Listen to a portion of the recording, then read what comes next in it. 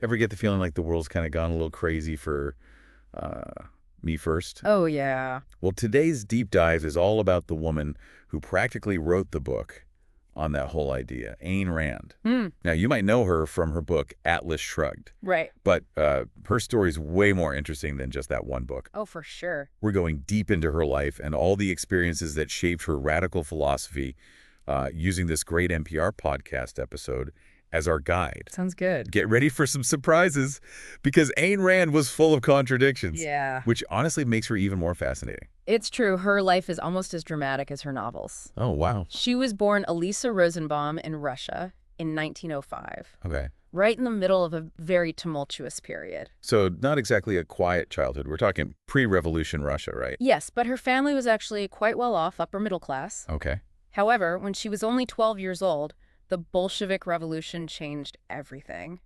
Imagine being that age and seeing your whole world turned upside down. I can't even imagine. That kind of upheaval must have been terrifying. Absolutely. And it wasn't just theoretical for her. Her family's business was seized, they were forced to share their home with strangers, and they experienced food shortages firsthand. Oh, wow. This was the reality of collectivism in action, and it left a deep mark on her. Yeah, it sounds like a breeding ground for disillusionment, especially for someone who valued independence and achievement. Exactly. She saw the gap between the promises of equality and the reality of hardship and control. Uh-huh. It fueled her conviction that individual freedom and self-reliance were paramount. It makes you wonder if her philosophy would have been different had she not lived through that experience. It's impossible to say for sure, but it undoubtedly played a huge role in shaping her worldview. Right. And then, as if escaping a revolution wasn't dramatic enough, she immigrated to America in her early 20s. Really? She landed in Hollywood, of all places, and even changed her name to Ayn Rand. Wow. It was a deliberate act of reinvention, a shedding of her past, and an embrace of a new identity. So she goes from witnessing a revolution in Russia to landing in the heart of American entertainment. Talk about a culture shock. It was. She was obsessed with Hollywood. She saw it as a symbol of freedom and glamour, a stark contrast to the drab reality of Soviet life. But it wasn't all glitz and glamour for her initially. Right, I remember reading about her early struggles working as an extra and a script reader. Not exactly the Hollywood dream she imagined, I bet. No, not at all. She faced rejection, insecurity, and financial struggles. Those early struggles are important because they highlight her determination and resilience. She was driven to succeed, to make her voice heard, and she wasn't going to let anything stop her. It's inspiring in a way, that kind of unwavering belief in oneself. Mm-hmm. And it makes her eventual success that much more impactful. Absolutely. She eventually found her voice through writing. Mm. Her first novel, We the Living, was a semi-autobiographical account of life under Soviet rule. She poured her experiences, her frustrations, her observations into that book. It sounds almost like a warning to the West, based on what she'd witnessed firsthand. It was. She felt that American intellectuals were romanticizing communism, ignoring the brutal realities she had lived through. Yeah. She was determined to expose the truth, to show the world the human cost of collectivism. And this was during a time when socialist ideas were gaining traction in America, right? Exactly. The Great Depression was in full swing, and many people were looking for solutions to the economic crisis. Yeah.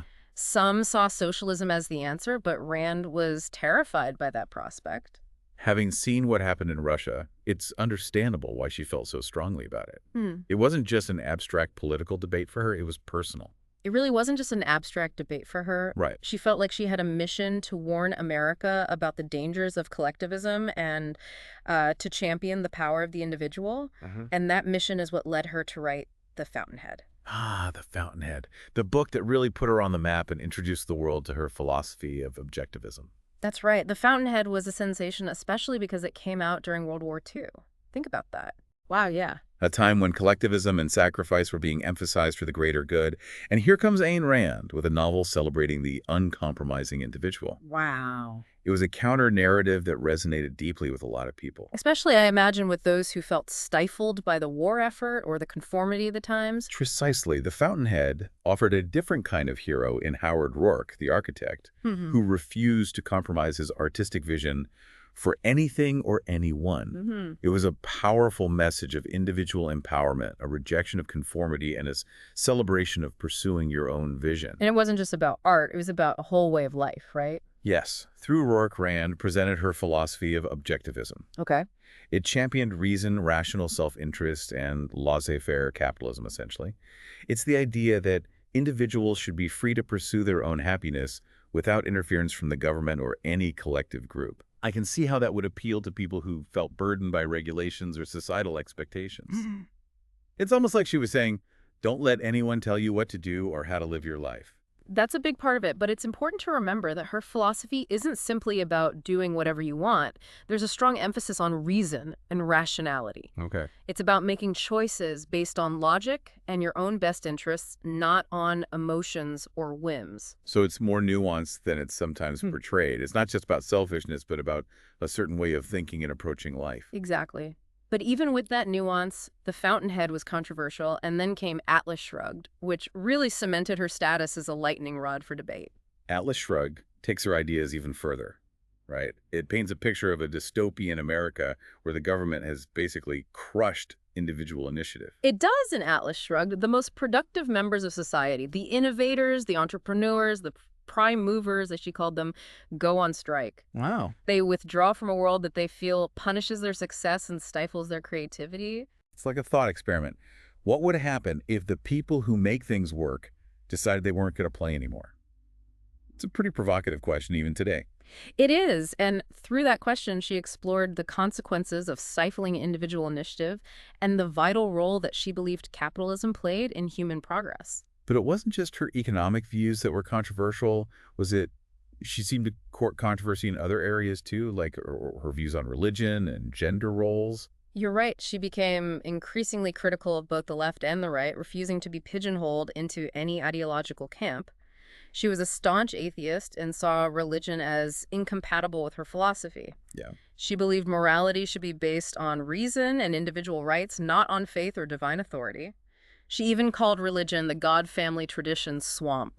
Wow. Which gives you a sense of how strongly she felt about it. That's pretty strong language, but it's consistent with her rejection of anything she perceived as hindering individual freedom and rational thought. Exactly. She was fiercely independent in her thinking, and wasn't afraid to challenge conventions, even those deeply ingrained in society.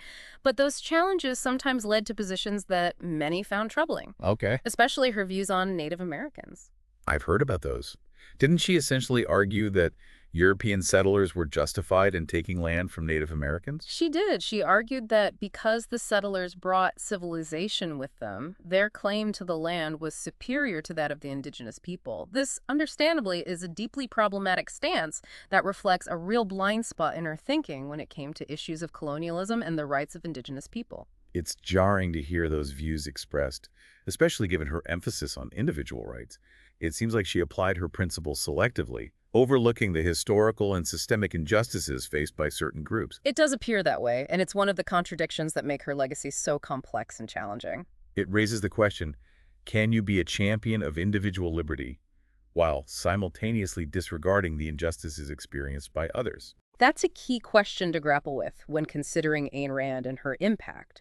Her philosophy, while powerful in its defense of individual liberty, often failed to account for the complexities of power dynamics and social inequalities. So she ended up alienating a lot of people, even those who might have been sympathetic to her core message of individual empowerment. Yeah. It's almost like her uncompromising nature and her tendency to see things in black and white limited her influence in the long run. It's a good point. She could be quite rigid in her thinking and judgmental of anyone who didn't fully embrace her views. That rigidity made it difficult for her to build bridges and find common ground, even with those who shared some of her values. And yet, despite all the controversy and contradictions, her work continues to resonate with people today. Why do you think that is? What is it about Ayn Rand that still draws people in? I think it's the power of her storytelling and the way she captures a certain yearning for individual freedom.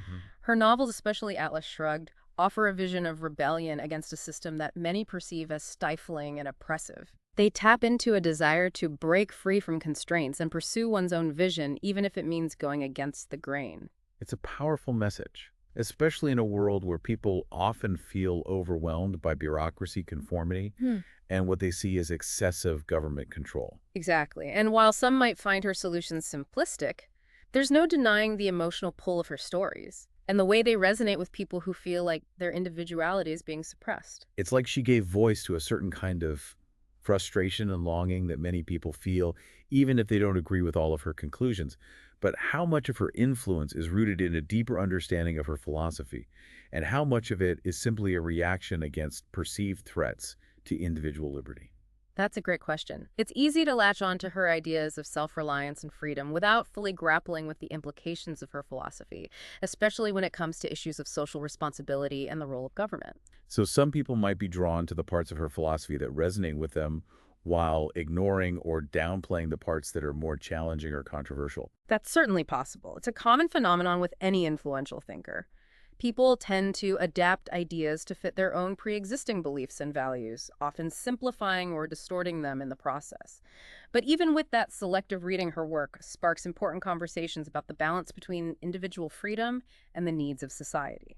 It sounds like her legacy is complex and multifaceted. On the one hand, she championed individual freedom and challenged conventional thinking in ways that continue to inspire people today.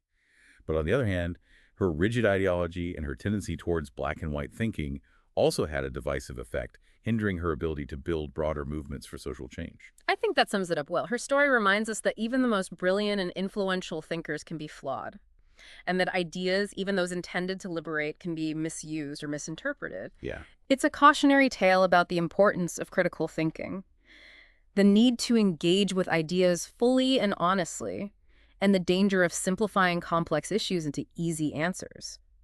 But it's also an invitation to explore the enduring tension between individual freedom and social responsibility, a tension that's as relevant today as it was in Ayn Rand's time. And that tension is something we'll continue to explore as we delve into the final part of our deep dive into Ayn Rand's world. Okay, so we've talked about Ayn Rand's dramatic life and her controversial philosophy, Right. and how she seemed to just deliberately poke at anything that even hinted at collectivism. Yeah, she really did. But how do her ideas hold up in the 21st century? I mean, it's a world she couldn't have predicted, but in some ways it feels like we're living in one of her novels. It's true. There are definitely parallels. Think about the emphasis on individual achievement. Right. The hustle culture, the constant pursuit of self-optimization. It's a world where personal branding and self-promotion are practically mandatory. It's like everyone's trying to be the Howard Rourke of their own little world, building their personal empires and refusing to compromise their vision. And there's a strong emphasis on entrepreneurship and innovation, which are key tenets of Rand's philosophy. Yeah. She believed in the power of individuals to create and build, to challenge the status quo and disrupt existing systems in that sense. She might have seen the rise of Silicon Valley and the tech industry as a validation of her ideas. But there's a flip side to all of this, isn't there? Oh, yeah, for sure. The hyper-individualism that Rand championed can also lead to isolation, a lack of empathy, and a focus on self-interest that can be detrimental to the common good. You're hitting on a crucial point. Rand was wary of altruism, believing it undermined individual potential. But a society solely focused on me first can erode the bonds of community and shared responsibility. We see this tension playing out today in debates around social safety nets, healthcare, and even climate change. So like the individual versus the collective is this constant tug of war. Rand would argue for minimal government intervention. But what happens when individual actions have far-reaching consequences for the environment or public health? It's a question she grappled with, especially in Atlas Shrugged, where the collapse of society is partly driven by unchecked self-interest. It's one of the most fascinating aspects of her work. She was acutely aware of the potential downsides of unfettered individualism, even as she championed it.